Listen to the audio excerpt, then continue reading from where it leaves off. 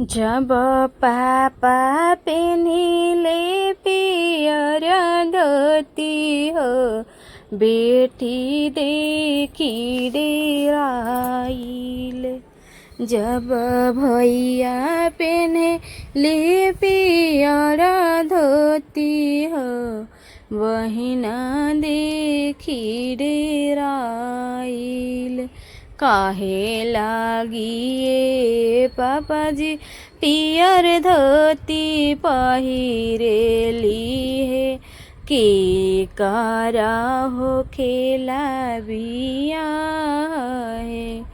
तोहरो जे होला बेटी काज परोज, तोहारो जे होखे लाबिया। जब पापा पेन्हिले पियर धोती हो, बेटी देखी डेराइले। एही से पहनी बेटी पियर धोती हो, तोहर करब कन्यादान। एही से पहनी दीदी पियर धोती हो, करब लौआ मेराई। इताना वचन जब सुनेली दुलारी धिया हो, नैना झरी झरी लोर।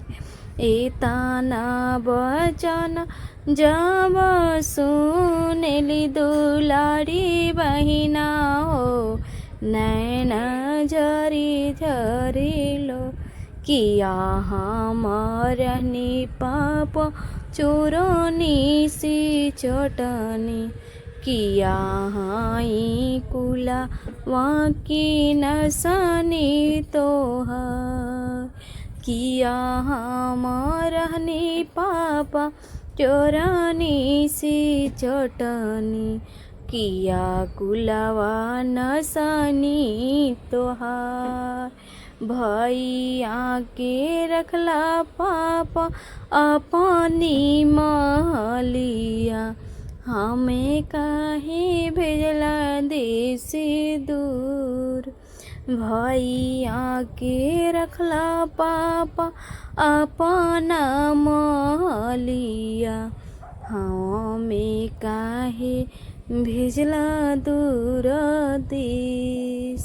नाही तू रहलो बेटी चोरनी से चटनी, नाही कुलवा नसलू हमार। तू त रहलो बेटी आँखी की पुतरिया, दुनिया की है बड़ी वाज हो।